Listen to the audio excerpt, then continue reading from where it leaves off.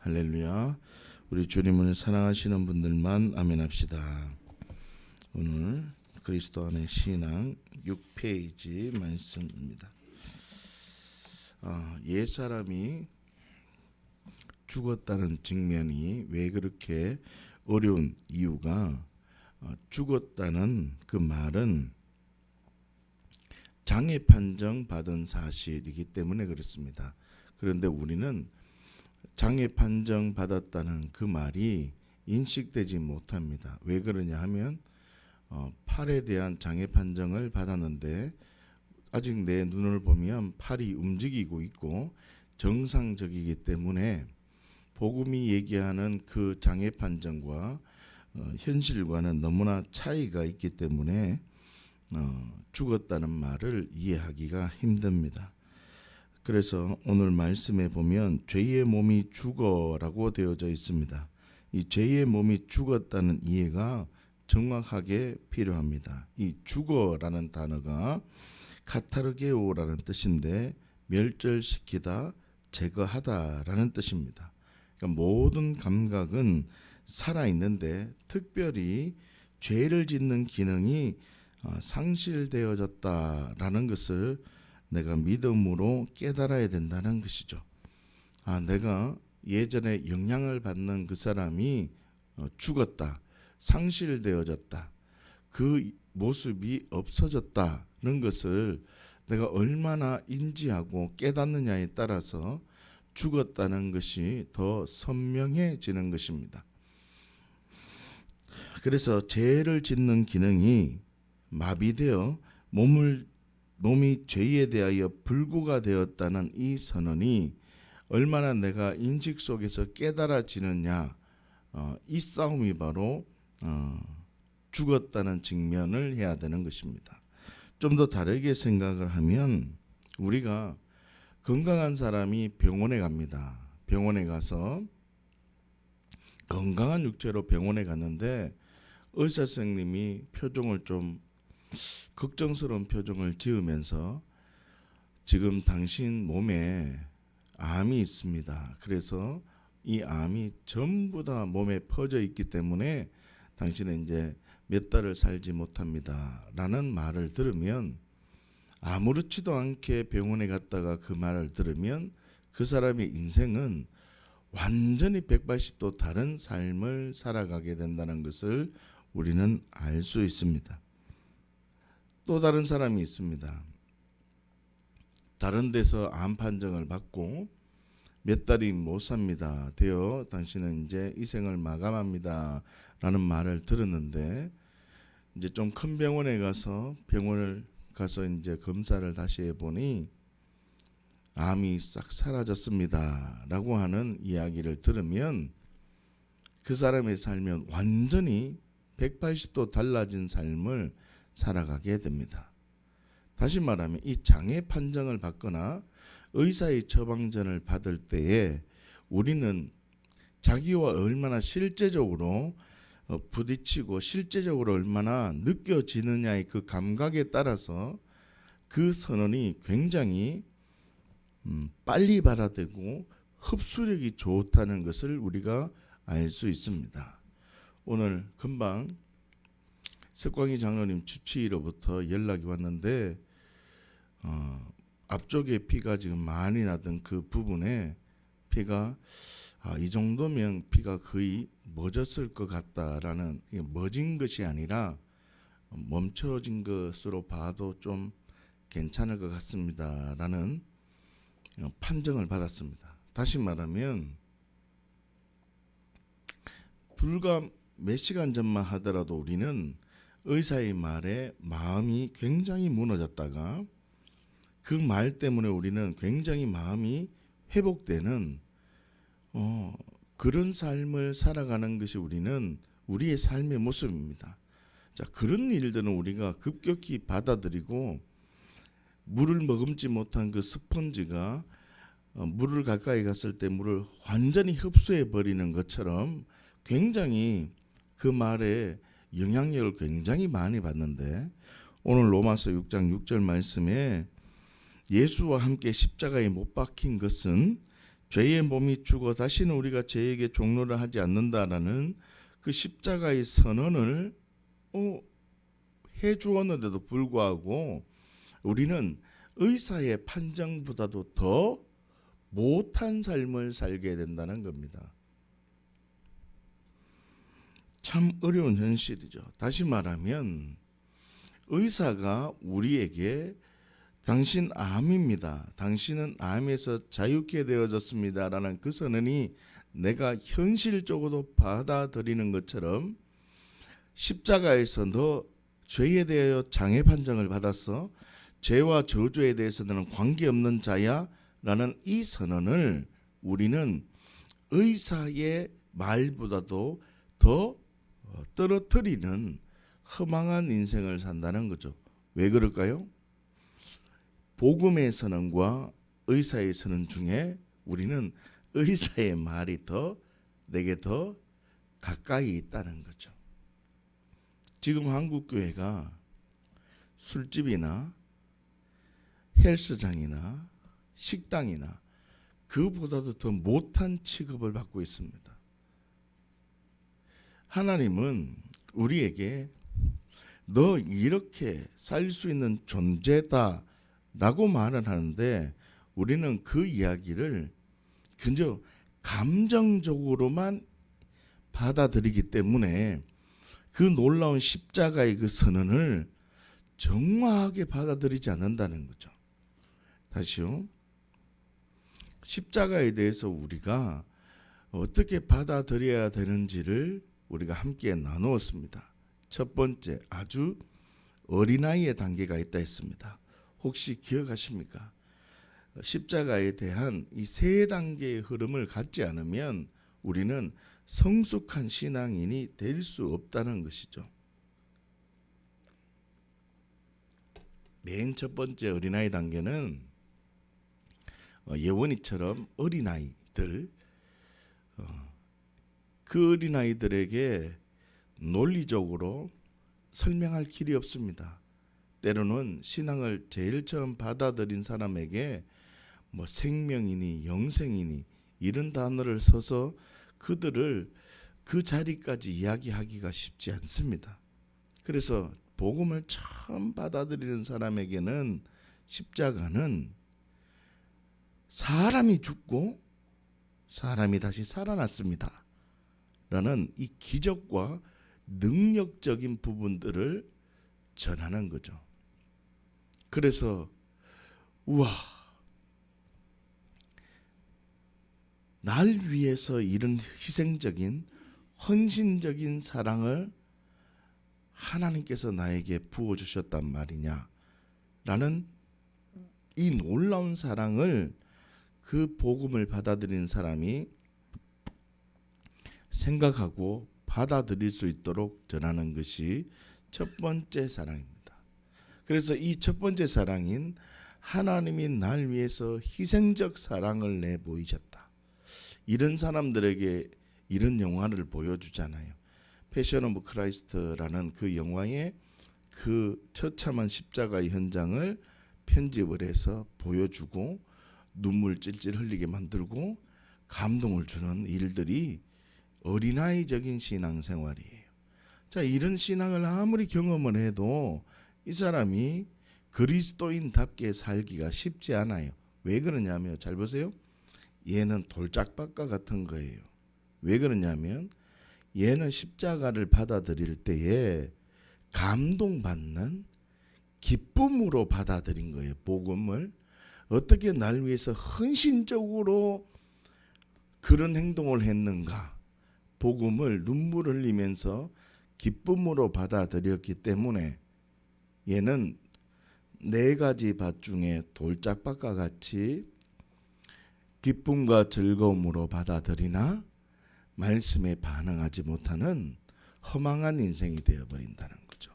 다시 말하면 길가밭에서 복음이 전해져서 돌짝밭으로 간 거예요. 자, 그런데 두 번째 단계가 있습니다. 이제 좀 교회 안에 들어와서 조직의 손맛을 조금 보게 된 거예요. 같이 와서 기도하고 밥도 먹어가면서 교회라는 게 이런 거구나. 예배를 이런 거구나. 이런 가치를 이제 경험하면서 이제 설교를 듣게 되는 거죠.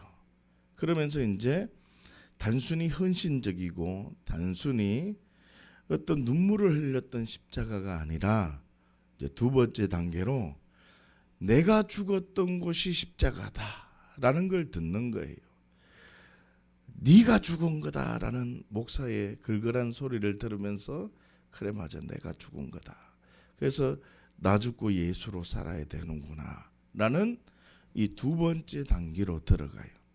자, 이런 사람은 내가 예수와 함께 십자가에 죽어서 나 이제 새로운 존재다라는 것을 믿음으로 반응은 했지만 걱정거리가 너무나 많아요. 예수가 내 안에 주인 되었지만 염려와 걱정과 근심이 나를 계속 잡고 있다는 뜻이죠. 이런 사람은 가시떨기 바깥처럼 말씀에 반응하는 듯 하지만 그 나무와 잡초들 때문에 가시덤불 때문에 열매를 맺지 못하는 허망한 사람이 된다는 거죠. 자, 그러면 마지막 단계가 있다는 거예요. 예수님의 십자가와 부활의 사역을 통해서 우리에게 정녕 얘기해 주고 싶은 것은 이 마지막 단계 영생을 보여주기 위함이라는 거예요. 다시 말하면 요한복음 3장 16절은 요때 다시 말하면 눈물을 흘리면서 찔찔 짜고 감동받은 사람들이면 누구나도 한 번씩 들어본 구절, 외워본 구절이 바로 요한복음 3장 16절이거든요. 우리는 잘 알고 있습니다. 하나님이 세상을 이처럼 사랑하사 독생자를 주셨으니 이는 그를 믿는 자마다 멸망하지 않고 뭘 주기 위함이라고요? 영생을 주기 위함이라고. 다시 말하면 마지막 단계로 영생에 대한 가치가 풀리기 시작하는 겁니다. 십자가와 부활을 통해서 이제 마지막 단계인 영생이라는 가치가 세워지기 시작하면 여기 있는 이 사람은 이제 신앙이 자라게 되고 하나님 말씀에 순종해서 반응함으로 열매 맺는 은혜를 경험하게 된다는 것입니다. 그래서요, 영생이라는 가치에 눈을 뜨기 시작하는데 그리스도 안의 신앙 맨 뒤쪽에 보면 있는데 이 영생을 십자가의 관점으로 바라보는 겁니다. 맞구나. 예수님께서 십자가에 죽기까지 순종하니까, 다시 예수님이 말씀에 순종하고 복종하니까 하나님은 반드시 사랑을 부어주시는구나. 그래 맞아. 예수님이 죽기까지 십자가에서 죽음 앞에서도 굴하지 않고 말씀에 순종하시니 하나님은 인간이 상상할 수 없는 죽음에서도 믿음으로 반응한 하나님의 자녀, 그분이죠. 하나님. 그 예수 그리스도의 그 순종을 보시고 인간이 초월할 수 없는 죽음을 초월했기 때문에 인간이 상상할 수 없는 사랑인 부활로 살리신 것입니다. 성경 곳곳을 보면 예수님 스스로 살아난 것이 아닙니다. 우리 성경을 잠깐 한번 볼까요? 우리가 자주 보는 말씀인데 몇 장을 볼까요? 어디를 볼까요? 로마서를 볼까요? 로마서 4장. 로마서 4장 17절. 사도행전에 보시면 사도행전은 곳곳에 하나님이 예수님을 살렸어요라고 아주 선명하게 얘기합니다. 자, 로마서 4장 17절에 보시면 정확하게 나옵니다. 한번 볼까요? 기록된 바 내가 너를 많은 민족의 조상으로 세웠다 하심과 같으니 그가 믿은 바 하나님은, 이 하나님은 이라는 말이 주어거든요. 이제 하나님은 이제 시작하는 거예요. 하나님은 앞에는 그냥 하나님을 설명하는 말이에요. 하나님은 뭐라고요? 죽은 자를 살리며 없는 것을 있는 것으로 부르시는 하나님이라고. 그러니까 하나님이 죽은 자를 살려냈다는 거예요. 사도행전을 보면 예수님 스스로 산 것이 아니라 하나님이 예수님을 살렸다라고 선언하고 있다는 것이에요. 지금 다시 무슨 말이냐면 이 영생의 가치에 눈을 뜨기 시작하면 생각하게 되는 거죠. 그래, 말씀에 순종하고 말씀에 복종할 때에는 하나님 사랑이 부어지는구나. 다시요. 내가 장애 판정을 내리고 죄에 대하여 반항할 수 없는 존재임을 여기고 그래 맞아. 나 사나 죽으나 주를 위해 사는 자임을 직면해서 나는 예수님이 하셨던 일 나는 그대로 한단 말이죠. 예수님이 하셨던 일 내 일임을 여기고 아버지 일이 나의 일임을 여기고 나는 아버지처럼 하고 아버지처럼 하다 보면 예수님보다 더 큰 일을 하게 되고 그렇게 하다 보니 하나님 사랑이 경험되어져서 하나님 사랑을 나타내고 보니 나는 예전에는 말씀에 순종할 수 없던 길가밭이고 돌짝밭이고 가시떨기밭이었는데 내가 돌아보니 좋은 밭과 같이 되었다는 거죠. 왜요? 내가 길가밭이 점점 좋은 밭이 된 게 아니라 십자가에서 나를 좋은 밭으로 만들어 주셨구나. 이걸 발견하는 거예요. 그런데 거짓 복음들은 너는 아직 어리다고 얘기하고 이 잘못된 복음이에요. 너는 아직 말씀에 순종하기 어렵다 그러고 좀 신앙이 있는 사람들마저도 이렇게 말을 해요. 이것까지는 믿음으로 반응할 수 있는데 이거는 믿음으로 반응하기 어렵다라고 말해요. 그럼 이 믿음은 예수의 믿음이고 여기의 믿음은 그러면 무슨 믿음이에요? 믿음이 다른 거예요. 그러니까 잘못된 복음을 받아들인 거라는 거죠. 그래서 내가 말씀에 순종하고 복종하는 삶으로 살아가기로 결정했지만 내가 이 복음의 가치를 먼저 세운 다음에 삶으로 살아갈 때 사는 거 쉬워요, 어려워요? 어렵지만 살아가 보는 거라고. 그런데 넘어져도 우리 하나님은 책망하지 않았어요. 그 과정, 넘어지는 과정은 100번, 1000번, 10,000번 넘어져도 너 내 아들 아니다 라고 말하지 않고 다시 한번 일어나라. 용기 주고 격려하면서 다시 한번 일어나라고 얘기하고 너는 내 거니까 겁내지 마라고 얘기하면서 이 사람은 넘어지고 일어나고 넘어지고 일어나면서 성화되어지는 거예요. 다시요. 예원이가 태어나서 어릴 때 몇 번 넘어졌거든요. 예능이 같은 경우는 좀 특별한 케이스예요. 예능이는 보통 애들 걸을 때 처음 걸을 때 말이에요. 뭘 한 개 붙들고 일어나서 벽 붙들고 일어나서 걸을 때 어디 뭐 다치고 부러지는 것을 경험한 적이 거의 없거든요. 근데 우리 예수님의 능력을 가진 김예능은 처음 딱 붙들고 일어나서 입술이 찢어졌어요. 그것도 내 보는 앞에서. 그것도 제가 양포교에 가고 그 주간 토요일 날 일어난 일이에요. 한번 들어보세요. 예능이가 자신의 아들이 처음 손을 짚어서 일어났는데 넘어졌어요. 그런데 입이 찢어졌어요. 그래 예능이 입술을 자세히 보면 이래 기운 자국이 있어요. 그 넘어진 것을 보고 어떤 능력 있는 아빠가 너희 너무 짜서 잘 서야지 그것도 못하느냐라고 말하는 사람이 능력이 있을까요? 아니면 그 애를 피나는 애를 들쳐업고 소울이라 할지라도 달려가서 있는 병원에 가서 치료받게 하는 사람이 능력 있는 사람일까요? 똑같아요. 우리 하나님은 여러분들이 나 살 수 있는 존재다.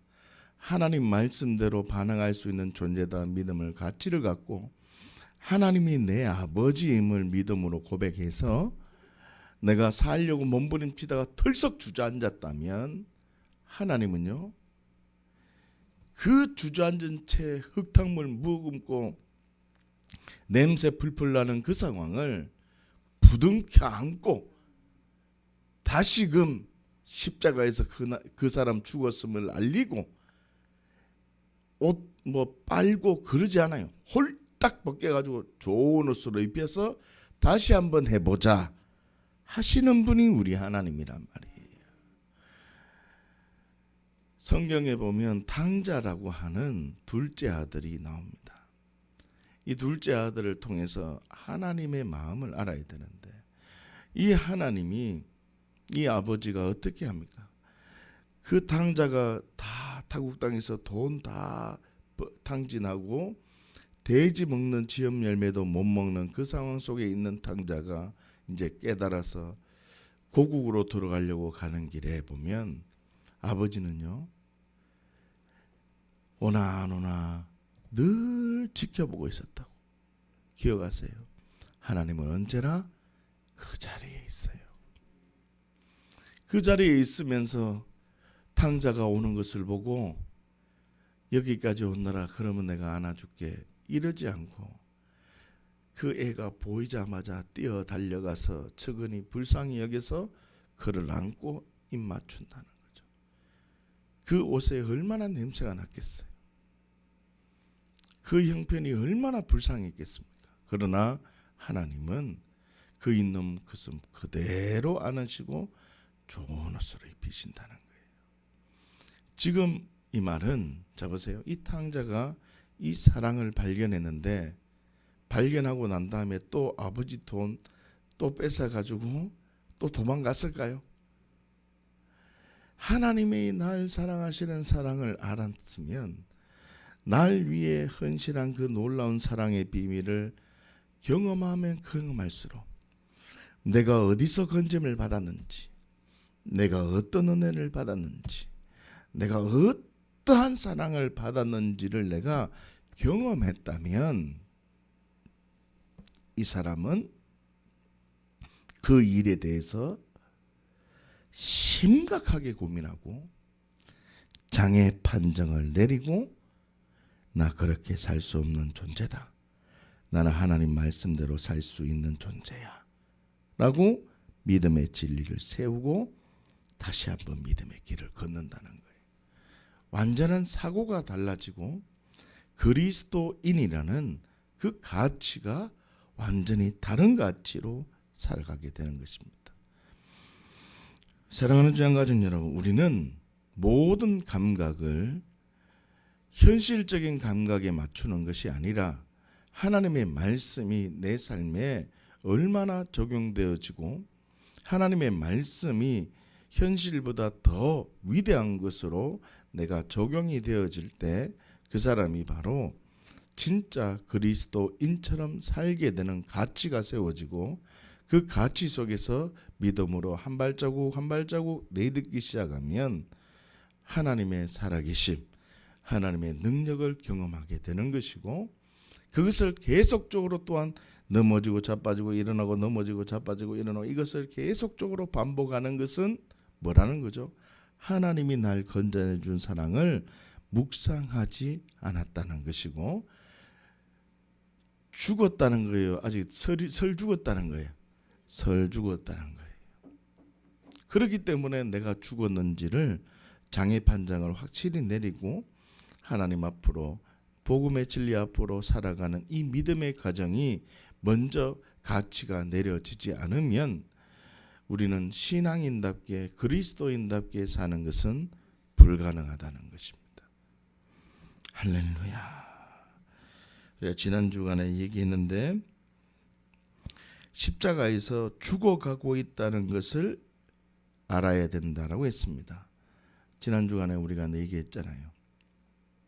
예수님께서 삼시에 매달리셔서 구시의 죽음을 맞이하시는데 십자가에 매달리셨다는 것은 완전히 이제 죽음을 상징하는 겁니다. 그런데 삼시에서 구시까지 말을 하고 있기 때문에 우리가 보기에는 분명히 사형 언도가 집행이 떨어졌는데 말을 하고 있기 때문에 죽었는데도 불구하고 말을 하고 있으니까 우리는 두려움과 공포를 느낀다는 거예요. 다시요. 그렇기 때문에 누구를 볼 때든지 죽어가고 있구나라는 이 가치가 세워지지 않으면 우리는 신앙생활 하는 것이 정말 어려운 것입니다. 할렐루야. 그래서 우리는 십자가를 통해서 우리가 그 사람이 죽었구나, 죽음을 통해서 내가 선을 행하는 것으로 죽었다는 것을 증명하려고도 하지 말고, 그 십자가를 통해서 나는 내가 주인된 죄 때문에 예수님께서 내가 되어 죽었음을 믿음으로 결론 내린다면 하나님께서 우리에게 부어주시는 그 십자가가 나의 십자가가 되는 겁니다.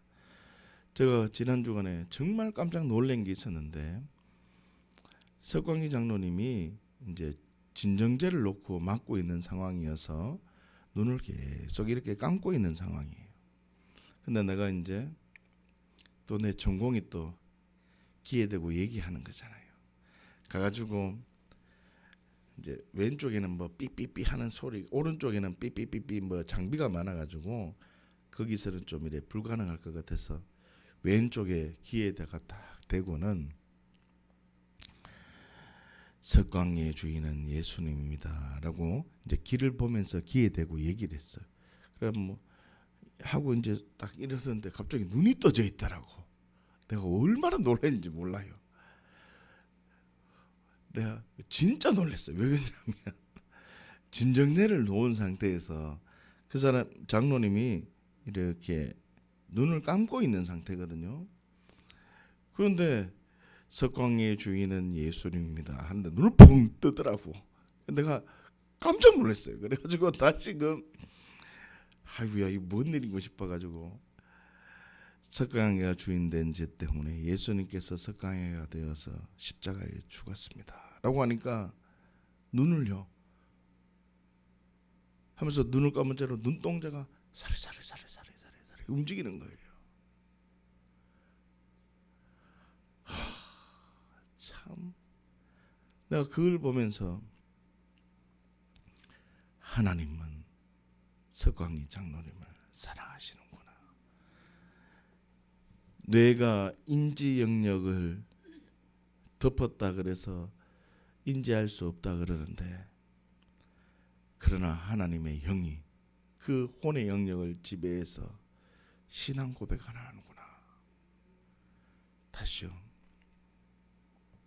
하나님은 우리가 무엇을 많이 하는 것이 중요한 것으로 보는 게 아니라 십자가와 이 부활의 가치를 바로 아는 걸 중요해요.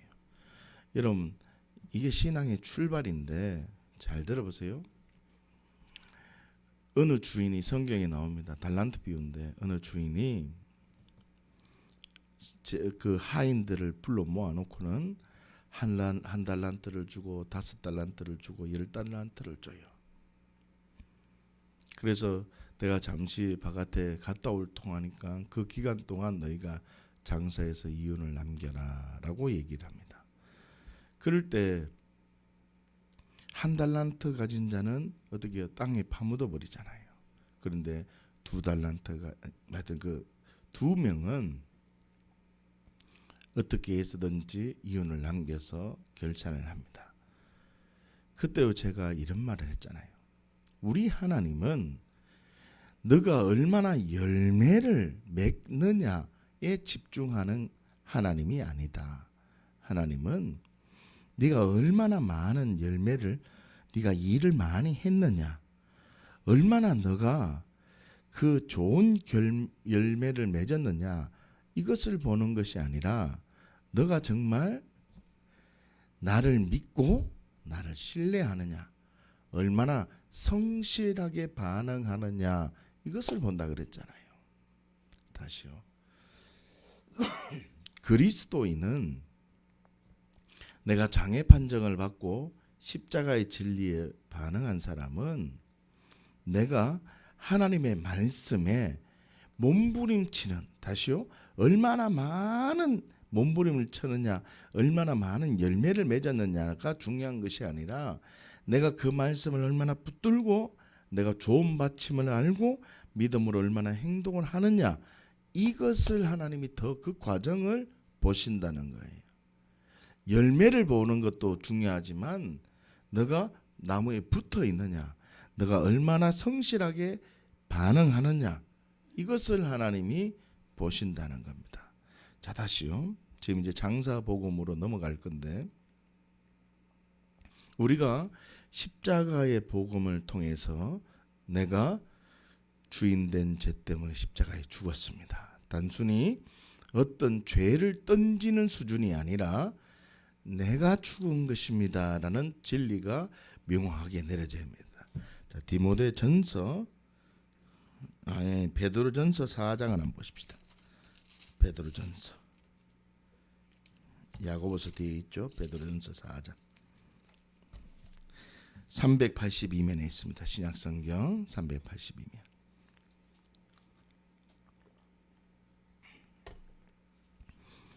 베드로전서 4장 15절입니다. 이 말씀으로 아마 정리가 좀 될 것 같아요. 4장 15절. 제가 먼저 읽을게요. 너희 중에 누구든지, 자, 누구든지 말이에요. 아무나 말이에요. 살인이나 도둑질이나 악행이나 남의 일을 간섭하는 자로 고난을 받지 말려니와. 이 말이 뭐예요? 이런 일들로 고난을 받지 마라, 이 말이죠. 다시요. 십자가를, 죄를 던지는 곳, 쓰레기 하치장으로 문제를 해결하는 곳으로, 나는 가만히 있고 문제만 던지는 것으로 생각하지 말라라는 말이에요. 15절 다시 한번 볼까요? 시작. 너희 중에 누구든지 살인이나 도둑질이나 악행이나 남의 일을 간섭하는 자로 고난을 받지 말려니와. 16절 어떻게 여기에 됩니까? 시작. 만일 그리스도인으로 고난을 받으면 부끄러워하지 말고 도리어 그 이름으로 하나님께 영광을, 그 이름으로 하나님께 영광을 돌려라. 다시요. 내가 주인된 죄 때문에 예수님께서 내가 죽은 장소, 어떤 십자가를 던지는 장소, 쓰레기 하치장으로 여기는 것이 아니라 내가 죽어야 돼요. 예수님이 나와 함께 죽었구나라는. 다시요. 십자가를, 나는 십자가를 통과했습니다라는 것을 선을 행하는 것으로 내가 십자가를 통과한 사람입니다라고 얘기하지 말라. 왜요? 계명은 더욱 죄인임을 깨닫게 해주는 것이 계명이지, 계명을 너가 100% 지키는 것으로 성령의 인도함 없이 너 존재적으로 죄인인 그 존재 자체로 선을 행하는 것으로 너 죄인이 아니다, 선한 사람이다 라는 것을 증명할 길이 없다. 만약에 그러면 너 안에는 계속 공고함이, 충돌이 계속 일어나게 된다라는 것을 얘기했어요. 그리고 또한 십자가에서 우리가, 야, 너 십자가는 죽어가고 있는 상황이야, 십자가는 장애 판정받은 곳이야 라고 우리가 나눴습니다. 우리가 금방. 다시 말하면 뭐라고요? 너 의사의 처방전을 받으면 너가 정말 기쁘고, 의사의 처방전을 받으면 마음이 정말 무겁지 않느냐, 너 현실적인 얘기를 들으면 그렇게 빨리빨리 와닿지 않느냐. 그런데 십자가에서는 너가 죽었다는 거예요. 너 그 죄에 대해서 장애 판정 받았다고 그렇게 얘기하는데 우리는 너무 동떨어진다는 거예요. 그러기 위해서는 우리는 십자가의 진리를 계속 묵상해야 돼요. 십자가가 3단계가 있다 그랬잖아요. 첫 번째 뭐요? 그냥 눈물 콧물 흘리며 감동받는 십자가. 그렇죠? 이게 어떤 밭이라 그랬어요? 돌짝밭처럼 반응하니까. 돌짝밭이 어떤 밭이라고요? 기쁨으로 여기지만 말씀에 반응한다 못한다? 못한다. 왜요? 십자가를 눈물로, 기쁨으로 반응했기에, 기쁨으로 말씀을 보다가 어려운 말이 오니까 반응하지 못하는 거예요. 두 번째, 조직의 쓴맛을 알고 성경 말씀을 읽고 보니 네가 죽은 것이다, 네가 해결된 것이다, 주인이 바뀌어진 것이다 라는 것을 들은 거예요. 십자가의 의미가. 그러니까 이 뜨거운 감격으로 말씀을 보는데 주인이 바뀌었으나 한 번도 살아본 적이 없어. 가치는 온 것인데 한 번도 살아간 적이 없어요. 그러니까 내 안에는 계속 뭐가 올라와요? 염려와 재리와 유혹이 계속 올라오니 하나님의 말씀은 나를 새로운 존재라고 얘기하는데 주변의 말을 자꾸 들으니까 네 아직 믿음이 부족하고 기름 부음이 없다라고 얘기하니까 이 사람은 가시떨기와 같이 염려와 재리 속에서 하나님의 열매를 경험하지 못한다. 그러나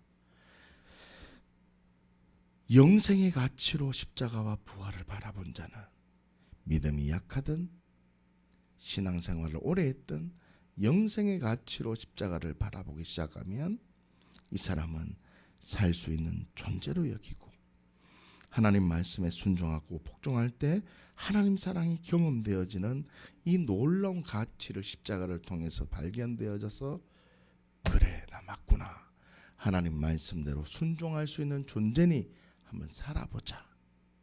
그래 나 살 수 있는 존재다. 기도가 다른 거예요. 기도가 달라지는 거라고.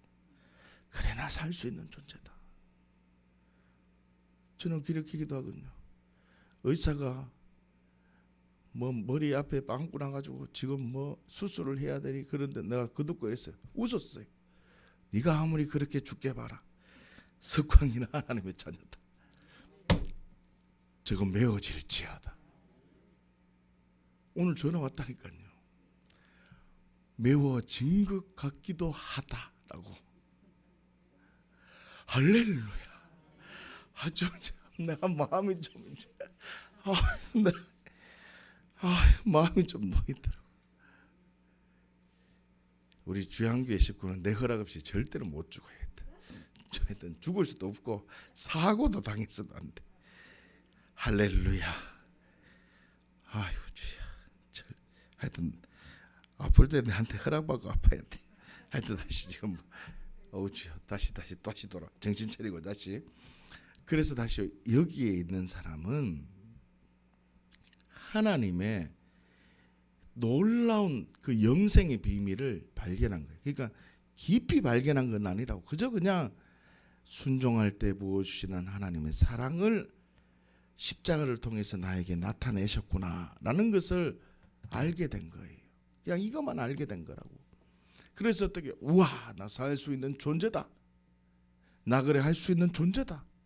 그래 십자가에서 나를 완전히 모든 죄와 저주를 해결해 놓으셨다. 그래 맞다. 내가 어디서 내가 건져내 주셨는데 내가 불구덩이 들어갈 걸 나를 이렇게 건져내 주시고 이 영광에 내가 동참시켜 주셨는데 오늘 설교에 그랬잖아요. 하늘의 뜻이 땅에서도 이루어지게 해달라고. 이 기도가 뭐라고요? 하나님 스스로 이 일을 그냥 하시게 해달라고 이 말이었잖아요. 하나님 스스로 해야 돼요 라는 이 말이에요. 이걸 네가 기도하라는 거예요. 그런데 하나님은 스스로 하실 건데 내가 기도하면 하나님의 일에 내가 참여되는 거예요. 참여하도록 기도하라는 거예요. 여러분 우리 예수님 언제 오실지 모르지만 반드시 재림하시는데 이 예수님 반드시 재림하시는데 내가 예수님이 빨리 재림할 수 있도록 내가 무엇을 하면 하나님은요 나를 그 놀라운 역사에 참여시키는 거예요. 참여하는 거예요. 다시 말하면 우리가 그 믿음의 가치, 영생의 가치로 내가 믿음으로 반응하기 시작하면 이 첫 번째, 두 번째, 세 번째 십자가와 부활을 반응하는 세 단계가 있다 그랬잖아요. 이 세 단계 중에 이 1단계도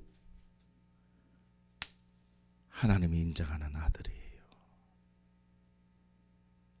1단계에 있어도 이 사람은 생명을 가진 자라고.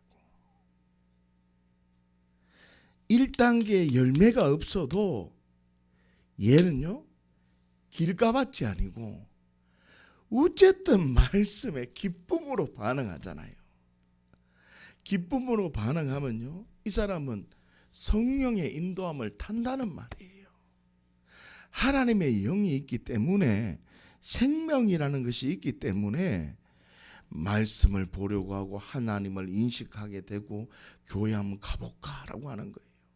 이 사람은 혹시 이럴 수 있어요. 내가 주일날 졸고 주일날 한번 띠먹고 놀러 가는데 그날따라 혹시 안 좋은 일이 생기면 이 사람은요, 아이고야 이거 안 되겠대, 이런 생각을 하는 거예요.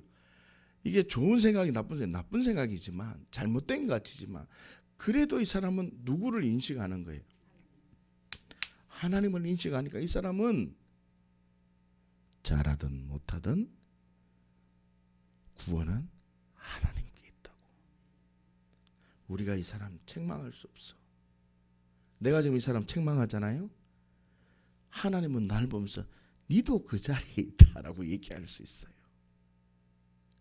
제 말 무슨 말인지 이해하시죠? 내가 조언 바친 것 절대 아니에요. 돌아보면 나는 조언밭 아니고 돌짝밭이더라고. 어떤 날은 내가 좋은 밭 같은데 내가 가시떨기 밭이더라고. 그렇잖아요. 그러니까 그 사람 보고, 네 행동을 보고 네는 구원받았다, 이 사람이 더 문제야. 그 구원은 누구에게 있어요? 나의 믿음은 누구에게 있어요? 그래서 나의 믿음 주께 있네라고 그 고백을 자꾸 하는 거예요.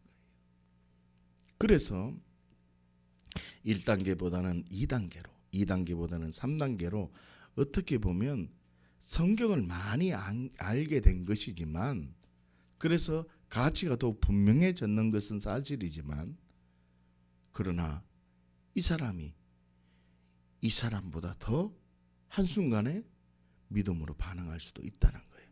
왜야? 하나님이 값없이 그저 이 사람을 이쪽으로 몰아내시기 때문에 그렇다고. 그래서 십자가를 오늘 베드로전서 4장 15절 말씀처럼 쓰레기 하치장으로 십자가를 생각하면 이 사람은 1단계 신앙인이란 말이에요. 지금 이해하시는가? 십자가를 그냥 나는 가만히 있고 하나님 내 이거 잘못했어요 후후하고 뭐 내 때문입니다, 이게 아니라 내가 주인된 죄 때문에 예수님이 내가 죽었습니다 라고 하는 2단계 자리까지 올라와야 돼요. 이 자리를 잘못하면 어떻게 될까요? 선을 행하는 것으로 내가 십자가를 통과했다고 자고할 수 있는 어리석은 사람이 될 수 있다고요. 그러나 이 자리를 뛰어넘어서 어떻게 해야 된다고요? 영생, 하나님이 이 땅에 오신, 예수로 이 땅에 오신 하나님의 아들을 이 땅에 오신 이분이 하나님이신데, 이 하나님이 이 땅에 오신 이유가 우리에게 영생을 주기 위함이라고, 생명을 주기 위함이라고, 더 나아가서 우리에게 예수님의 그 사역을 통해서 영생이 무엇인지 알아야 된다는 거예요. 그래서 우리가 영생적 삶을 살기를 원하고, 영생의 가치, 하늘나라의 가치로 살기를 원하신다는 거예요. 그러니 영생의 가치로 이 땅에 살려면 내가 옳아야 됩니까? 하나님이 옳아야 됩니까? 그래서 하나님 언제나 옳습니다 라고 반응하는 것이 무덤의 비밀이라는 거예요. 하나님 옳아요 라는 가치가 있어야 된다는 거예요. 다시요. 내가 그 하나님 나라의 그 가치, 1단계, 2단계, 3단계 그 십자가를 내가 이해를 하면 1단계라도 이 사람은 생명을 받았단 말이에요, 안 받았단 말이에요? 생명을 받았다고. 뭐 행위 없는 믿음은 죽음이다, 그런 말 하지 말라고요. 뒤집어 볼까요? 십자가의 강도, 뭐 행동한 게 있습니까? 입만 나불나불 했는데 낙원에 가 있잖아요. 그러니 복음을 제가 지금 얘기하는 것은 먼저 기본적인 가치관을 내가 먼저 세워서, 내가 1단계 신앙이면 2단계 신앙인으로 가야 되고, 2단계 신앙이면 어떻게 해요? 3단계 신앙인으로 가서 내가 정말 3단계의 가치가 내 안에 왔다면 어떻게 해야 된다는 거예요? 네가 죽은 믿음이 아니라 생명 가진 자처럼 행동해라. 이 진리가 우리 안에 있다는 거예요. 할렐루야. 그래서 이 놀라운 비밀, 내가 영생의 비밀을 가졌으면 내가 이 땅에서도 영생을 경험하고 죽어서도 가는 그 영생의 나라를 갈망하게 되는 거죠. 그래서 이 땅에서도 영생을 경험하기 위한다는 말은 하나님 사랑을 경험한다는 거죠. 하나님 사랑을 어떻게 경험합니까? 말씀에 순종하고 복종할 때 하나님 사랑이 경험되어진다는 거죠. 그래서 이 하나님 사랑을 내가 삶 속에서 계속 경험하다가 정말 육체의 고통 속에도 하나님 사랑을 계속 경험하며 하나님 나라를 고백하며 나는 삶 속에서 순종하고 복종하는 삶으로 성령의 인도하심 속에 살아가는 거죠. 그렇게 살아가다가 주님이 날 부르시거나 내 인생의 마지막 종말의 때가 오거나 예수님이 재림하는 그때가 되면 나는 진짜 그 영생의 나라, 예수님 하나님과 함께하는 고통도 눈물도 슬픔도 아픔도 없는 곡하는 것도 없는 그 나라에서 우리는 자유함을 누리는 거죠. 그런데 이 땅에서 그 자유를 한 번도 누린 적이 없으면 그곳에 가려고 할까요? 그곳에 가치가 없는데 그곳에 가려고 할까요? 전혀 아니죠. 찬양만 하는 곳이 하나님의 나라다라고 들었잖아요. 그러니까 애들은요, 아이고 지금 여기서도 찬양하기 힘드는데 어떻게 그 가서 하루 종일 365일 영생이라는데 영원히 찬양을 해. 나는 거기 가기 싫다라고 하는 거예요. 그런 게 아니라는 말이죠. 자, 7페이지입니다. 그래서 십자가의 복음은 장사복음으로 흐르게 됩니다. 장사복음. 아주 중요한 내용인데 십자가는 하루에 일어난 사건입니다. 그런데 무덤은 며칠 동안 계셨습니까? 그렇죠. 그러면 어찌 보면 십자가는 일일이고 그냥 수학적으로 말이죠. 십자가는 하루에 있었던 일이고 무덤은 3일 동안 계셨으면 십자가보다는 수치적으로 무덤이 더 오래 계셨다는 거예요. 그리고 부활하셨어요. 그런데 우리는 무덤의 의미를 생각하지 않은 거죠. 자, 무덤의 비밀의 핵심은 뭐라고요? 하나님만 언제나 옳습니다 라는 가치입니다. 다시 말하면 십자가와 부활의 연결고리가 바로 무덤의 사건이라는 뜻입니다. 자, 제가 조금 간단하게 설명을 해드리겠습니다. 자, 십자가에서 예수님이 죽으셨잖아요. 예수님이 십자가에서 죽으셨어요. 예수님은 죄도 없고 흠도 없고 티도 없으신 분. 예수님은 죽으실 이유가 하나도 없는데 예수님은 하나님 말씀에 순종했어요. 십자가에서 순종하셔서 무덤에 죽으셨어요. 이 말은 뭐냐면 예수님은 하나님 말씀에 옳습니다 라고 반응했다는 뜻이에요. 지금 이해하십니까? 예수님이 십자가의 고통을 당하실 이유가 하나도 없는데 십자가에 매달려 죽으시고 무덤에 들어가셨다. 죽었다 이 말이죠. 무덤에 들어갔다는 것은 산 사람이 무덤에 들어갑니까? 죽은 사람만 무덤에 들어갑니까? 죽은 사람만 무덤에 들어가는데 무덤에 들어갔다는 말은 예수님이 죄도 없고 흠도 없는데 하나님 말씀에 순종했다는 말이에요. 이 말은 무덤의 비밀은 첫 번째 하나님 말씀에 순종을 한다는 말. 하나님 언제나 오라요라는 그 마음이 있어야 된다는 거예요. 자, 두 번째 무덤에 들어간다는 말은 예수님이 십자가에서 심판을 받을 수도 있었고 예수님이 십자가에서 못을 뽑고 내려와서 12령의 천사를 불러가지고 막 그 자리에서 하는 사람들을 우악을 주고 12자 차리엇 뭐 자로 굴러 우러 굴러 이렇게 하실 수도 있는 분인데 그냥 심판을 어떻게 해요? 다 그대로 받았잖아요. 다시 말하면 무덤은 십자가에서 예수님이 심판을 그대로 받으신 것처럼 무덤에 죽으셨는 것처럼 심판을 그대로 받아야 된다라는 것이 무덤의 비밀이라는 겁니다. 잘 보세요. 이 비밀을 무덤을 제대로 알지 못하기 때문에 우리는 신앙생활이 힘들고 감정을 주체할 수 없는 거예요. 다시요. 말할게요. 장사복음이 내 안에 없기 때문에 다시요. 장사복음이 없기 때문에 신앙생활 자체가 안 된단 말이에요. 다시요. 하나님 옳습니다 라는 가치가 없기 때문에 신앙생활이 힘든 것이고 심판은 받아야 되는데 받지 않으려고 하기 때문에 신앙생활이 힘들다는 거예요. 좀 더 설명을 해줄게요. 자꾸 2번, 3번 말하면 듣는 사람이 가슴 아프기 때문에 다른 얘기로 할 테니까 한번 들어보세요.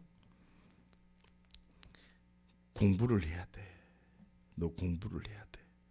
너 공부 열심히 해야 된다. 그런데 이 사람이 공부를 열심히 안 했어요. 준비를 안 한 거예요. 그래서 고등학교도 들어가지도 못하고 대학교도 들어가지도 못하고 공부 준비를 한 개도 안 했어. 미래에 대한 투자를 한 개도 안 했어요. 지금 제 말 이해하시는가요? 그러다가 이 사람이 20이 되고 30이 되어서 준비를 하나도 안 하고 있으면 그 사람이 만약에 저라면 그 사람의 삶이 어떨 것 같아요?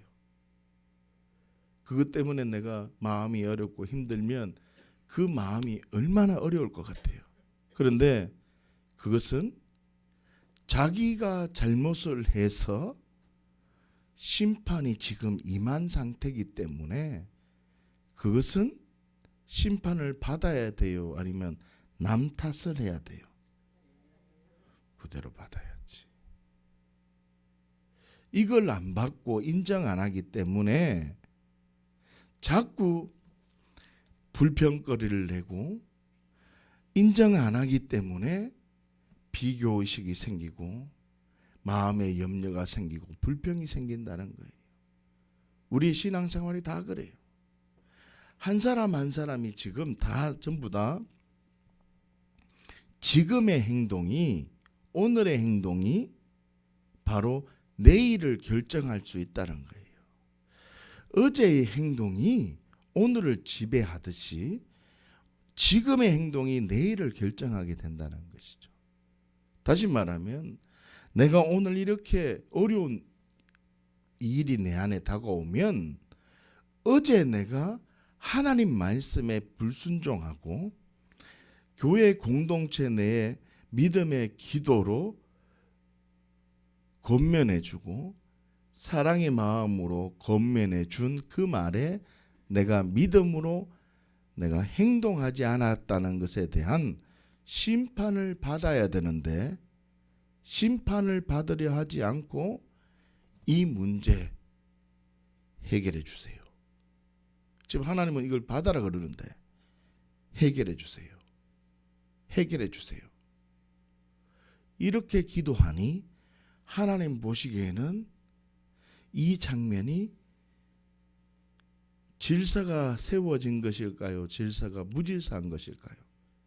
무질서한 거라는 거죠. 지금 제 말 이해하십니까? 심판을 받아야 된다는 거예요. 자 보세요. 오늘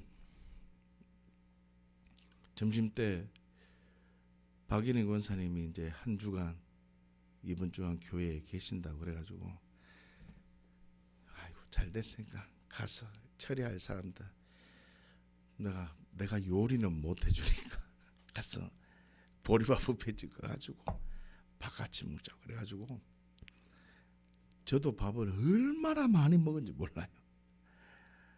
밥을 너무 많이 먹어가지고 당이 조절이 안 될 정도로 너무 많이 먹어가지고 또 통닭을 먹으면 안 되는데 통닭을 한 4조각 먹거든요. 그랬더니 막 이 통풍 정세가 막 지리지리지리 오고 막 몸이 막 이슬이슬하더라고. 그래서 내가 저기 가서 한 1시간 잤어요.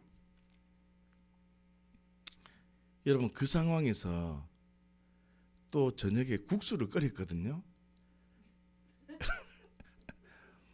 만약에 가가지고 내가 국수까지 먹었다면, 제가 안 먹었거든요. 먹었다면 내 몸이 어떻게 되냐면 지금 이게 지금 115거든요. 이 옷이 115인데 아마 120을 입어야 되고 옷 문제가 아니라 이 몸이 조절이 안 되는 거예요. 이 건강이 너무너무 힘들어지는 거예요. 잘 보세요. 지금 무슨 말을 했냐면 자기가 몸 관리를 안 하고 막 먹어 삭고 있으면 자기 몸이 비대해지고 몸이 건강이 안 좋아지고 내 몸이 연약해진다. 그럼 보세요. 그렇게 무분별하게 했으면 내 몸이 지금 안 좋으면 심판을 받아야 된다는 뜻이요. 심판을 받지 말라고 했어요. 받아야 된다는 말은 기도할 때 내 마음속에 기도 속에 내가 어떤 결단을 해야 되냐면 나 이제 절제하리라. 그리고 이거 치료되게 해주세요라는 기도보다는 먼저 내 생각을 바꾸어 달라는, 음식에 대한 생각을 바꾸어 달라는 기도를 먼저 해야 된다는 거예요. 그리고 아픈 것은 속이 더부룩하고 당 기운이 너무 많다는 이 기운은 뭐요? 이거를 당은 내려갈지어다. 실컷 먹어놓고 내려갈지어다 하면 여러분들이 들어도 비정상이잖아요. 그런데 우리는 이렇게 신앙생활 한다고.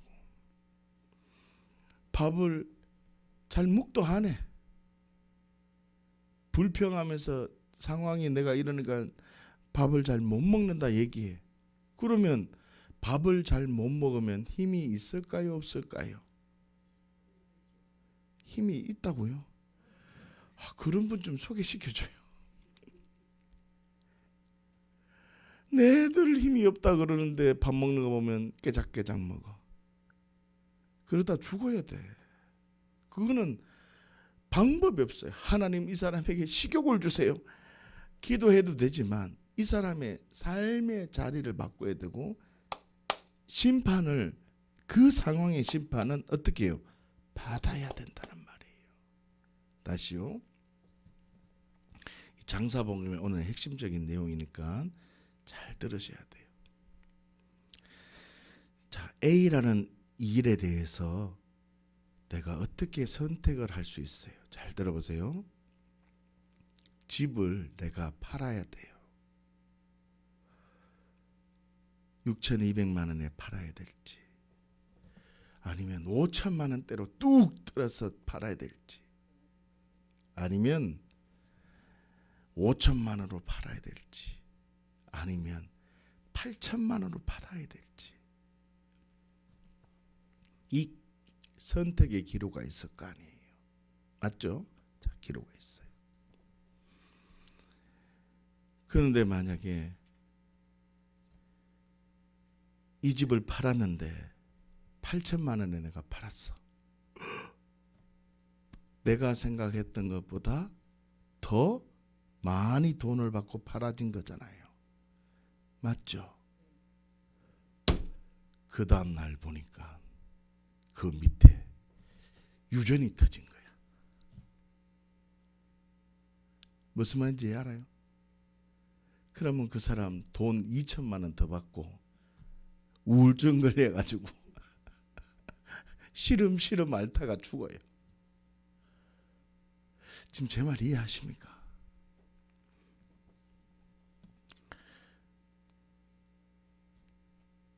돈을 3천만 원 주고 팔았어요. 돈을 보니까 뭐 상황이 그런 것 같고 그 살려고 하는 사람이 너무 사정이 딱하고 하나님 마음이 들어가지고 내가 선교도 하는데 내가 다짐을 하고 2천만 원 내가 헌금한다는 생각으로, 지금 이해되는가요? 2천만 원 내가 하나님께 헌금한다는 마음으로 이 사람한테 집을 팔고 전세 계약서에 딱 적어 놓는 거예요. 죽기까지 주향교회에 출석할 것을 계약합니다. 만약 주향교회에 나오지 않으면 방을 빼도록 하겠습니다. 계약 취소죠. 2천만 원, 3천만 원 손해보고 팔았어요. 그래 팔아가지고 내가 일평생 그래 이렇게라도 하나님 영광을 나타내자 싶어서 그렇게 했는데 돌아보니까 알지 못하는 하나님의 손길이 자꾸 오는 거예요. 알지 못하는 초자연적인 하나님의 방법으로 막 이렇게 들어오는 거예요. 그러면 이 사람 팔았던 게 너무너무 좋은 거잖아요. 여러분, 내가 지금 무엇을 선택하느냐가 중요한 것이 아니라 내가 이 선택을 했을 때에 내가 감당할 수 없는 단점을 내가 받을 수 있는 마음을 가져야 된다고요. 다시요. 이 선택을 했을 때 장점이 있잖아요. 이 선택을 했을 때 장점이 있는데 장점은 그냥 가만히 놔둬도 장점이야.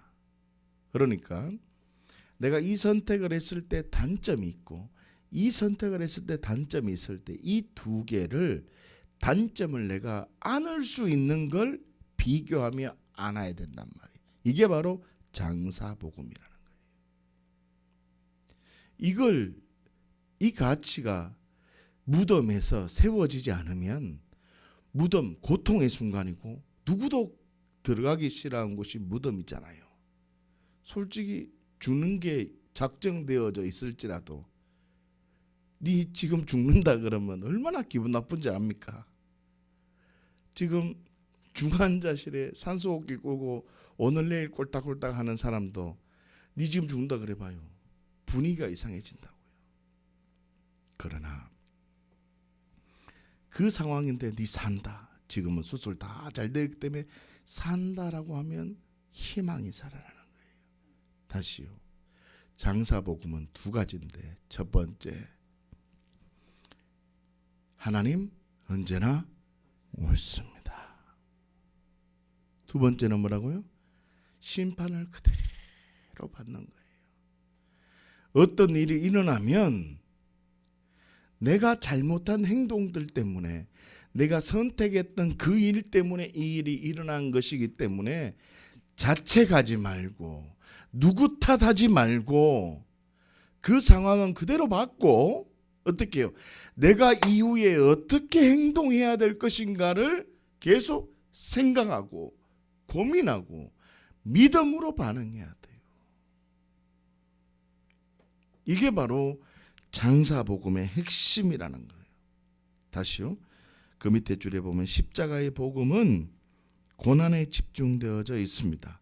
고난의 원인은 내가 주인된 죄 때문인 것입니다. 그렇지만 예수님을 믿는다는 것이 단순한 고난만을 의미하는 것이 아닙니다. 고난을 초월하는 것이 그리스도인의 힘이라는 거죠. 그 초월하는 힘이 바로 장사복음인데 그게 뭐라고요? 첫 번째, 하나님 언제나 옳습니다. 두 번째, 심판을 그대로 받는 거예요. 할렐루야. 그래서 십자가의 복음은 장사복음으로 흘러서 그 장사복음이 그리스도의 그 부활의 능력의 삶으로 살아갈 수 있는 힘이 되는 거예요. 자, 부활의 복음 생각해 보세요. 사나 죽으나 주를 위해서 사는 것이 부활의 복음이거든요. 부활 복음은 내가 죽었다가 다시 살리신 이유가 너희가 사나 죽으나 주를 위해서 살기 위해서 그를 죽은 자에서 살렸다라고 말을 하거든요. 그러면 사나 죽으나 주를 위해서 살려고 하는 자는 말씀의 오름 앞에 있어야 될까요? 내가 주인이 되어야 될까요? 말씀의 오름 앞에 있어야 되니까 내 마음속에는 하나님 옳습니다라는 가치가 있어야죠. 다시요.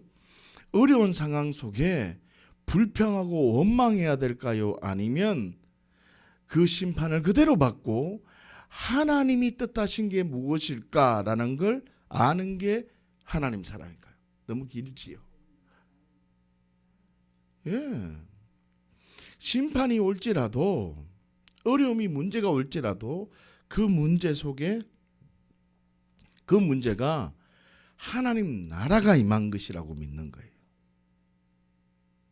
이해하는가요? 그래야지만 부활의 복음의 능력을 경험하게 되는 거예요. 첫 번째 지금 여러분들이 알아야 될 게 뭐냐면, 머릿속에 잘못 알고 있는 이 복음의 가치를 먼저 해결해야 돼요. 잘못된 복음을 들고 이 복음이 진짜인 줄 알고 살아간다고. 잘 한번 들어보세요. 잘 한번 생각하면, 여러분들이 그냥 생각을 한번 해보십시오. 안 켜져. 자, 한번 생각해 보세요. 십자가가 첫 번째, 두 번째, 세 번째가 있다 그랬죠, 그죠? 기억하십니까 혹시?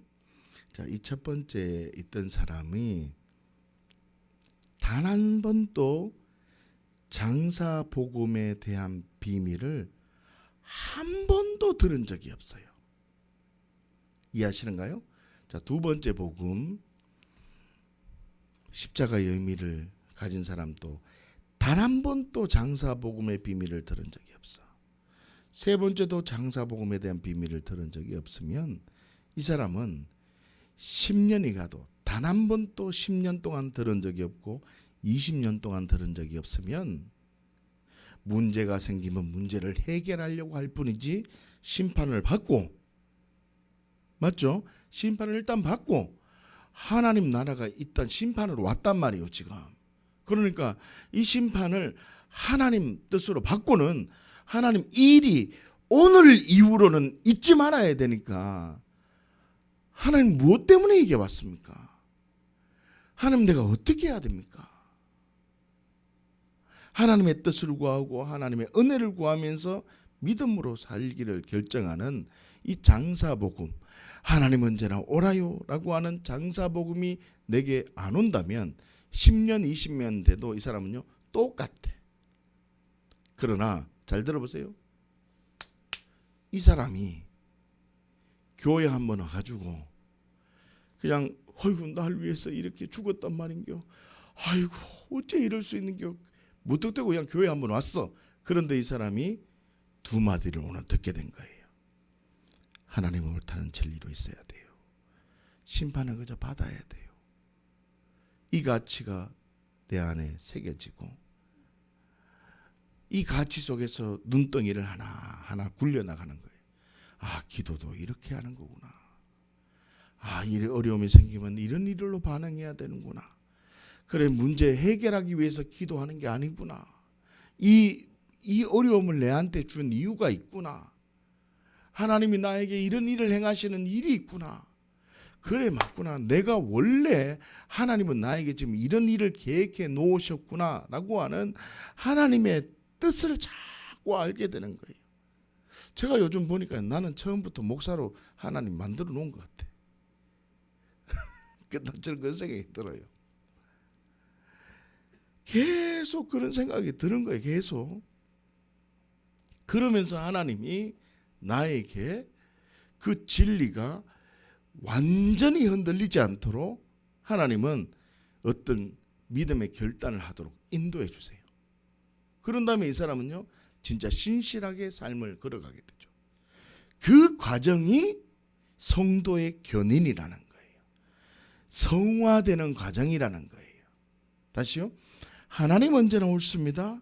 심판을 받아야 된다는 이 가치 없이 내가 선을 행하는 것으로 기도하는 것으로 그 사람을 증명하거나 행동하는 것으로 그 사람이 옳다라고 한다면, 그렇다면 바리새인들이나 서기관들에게 이 사람들은 누구보다도 율법으로 완전한 자들이는데 이 사람들에게 왜 예수님이 회칠한 무덤이다 라고 말을 했을까요? 지금 이해됩니까? 그런 게 아니라는 뜻이죠. 다시요. 우리는 이 장사복음이 얼마나 위대하냐면 하나님 부활의 능력으로 사는 것, 다시요. 하나님 사랑을 경험하는 것, 다시요. 풍성한 열매가 항상 있는 정인의 삶으로 살아가는 것, 다시요. 성령의 인도함으로 모든 율법을 이루어드리고, 다시요. 예수님보다 더 큰 일을 할 수 있는 그 핵심의 키가 무덤, 다시 말하면 하나님 언제나 오나요, 다시요. 심판을 그대로 받아들이는 그 가치가 세워지지 않으면 죄송하지만 그리스도인의 능력 경험하기가 그렇게 쉽지 않아요. 쉽지 않다고. 그 가치가 우리 안에 세워져 있지 않으면 살기 힘들다는 거예요.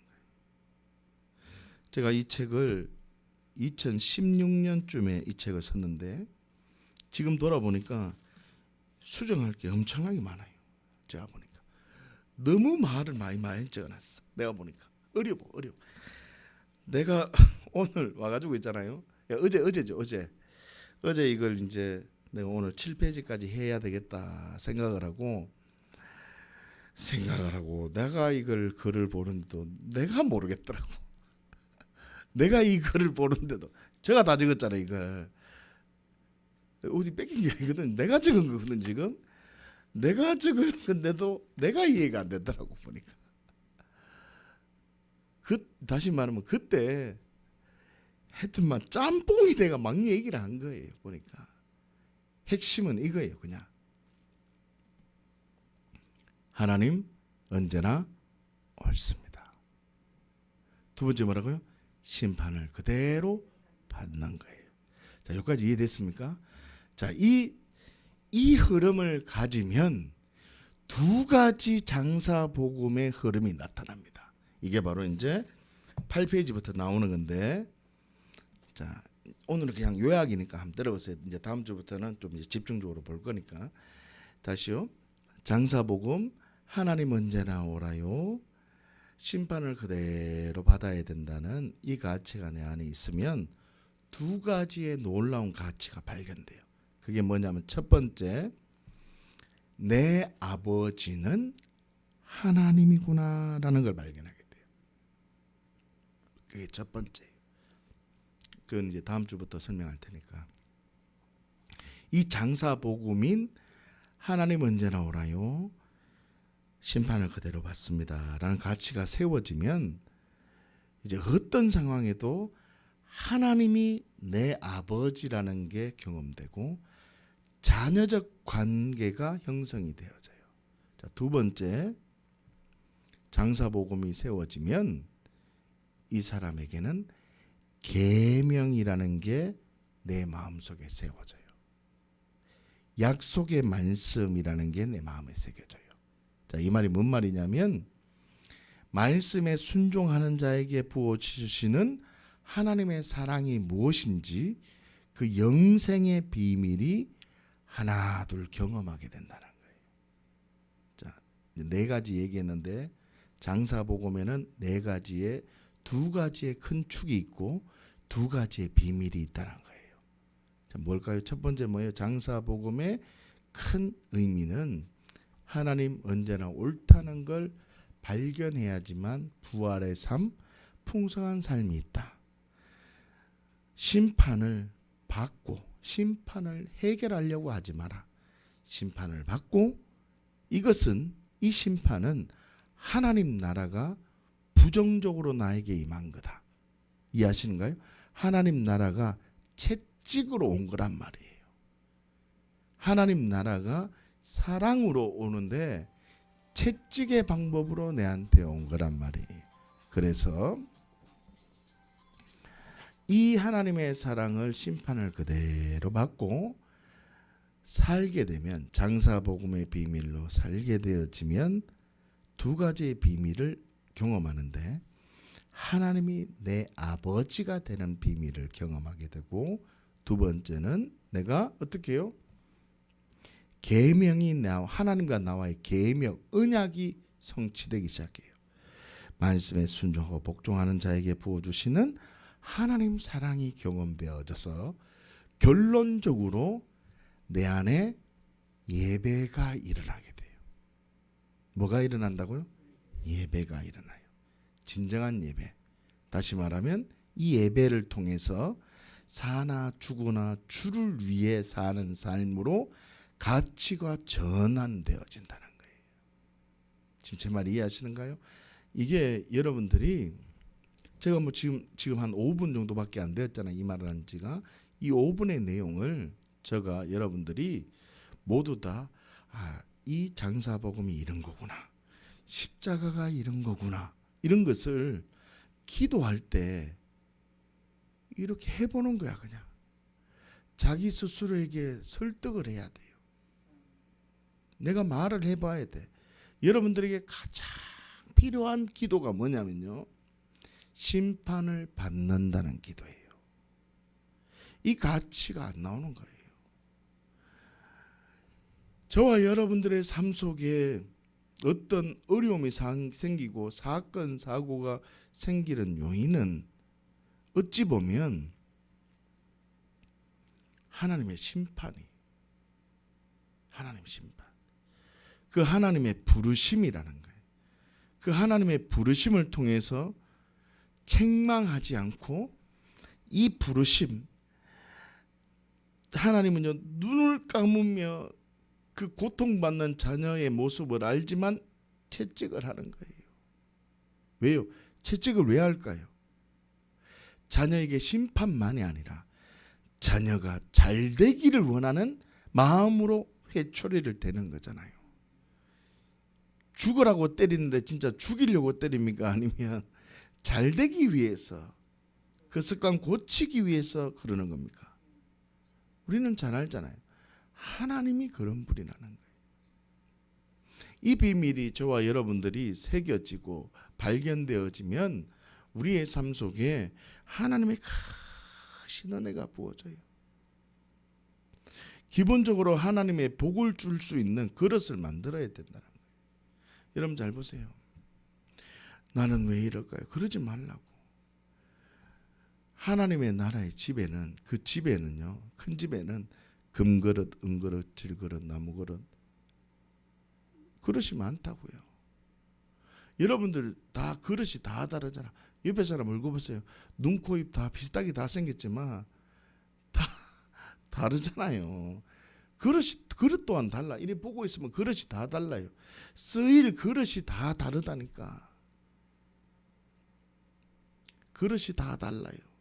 그런데 그릇으로 하나님이 쓰신다라고 말하지 않고, 하나님은 깨끗하냐 깨끗하지 않느냐로 하나님이 보시고 쓰신다고 말을 하잖아요. 이 말이 무슨 뜻이냐면, 그릇이 내가 커야 된다라고 생각하는 게 맞다는 거예요? 틀린 거예요? 틀리다는 거예요. 작을지라도 깨끗하면 하나님이 쓰신다는 뜻이에요.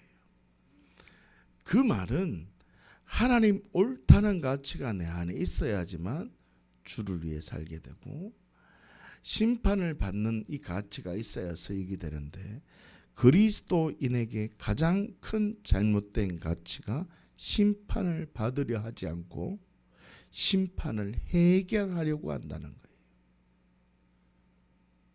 다시요.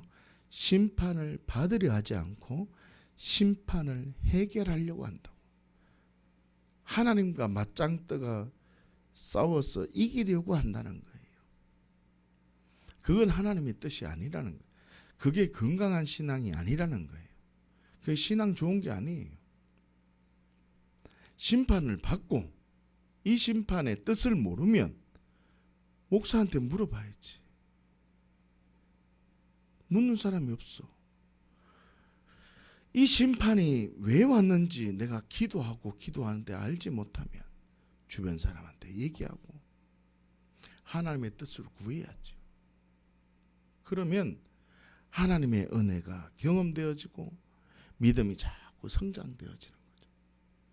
기도를 자꾸 문제 해결로만 기도하려고 하니 심판을 받을 길이 없는 거예요. 심판은 어떻게 해야 돼요?